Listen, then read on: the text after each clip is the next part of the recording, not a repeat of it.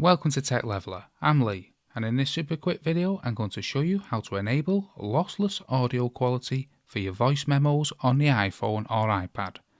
So, whichever one you're on, either the iPhone or iPad, you first want to head within your settings. Now within your settings you want to scroll all the way down until you find the Voice Memo app. And here it is here, and then we want to tap into that.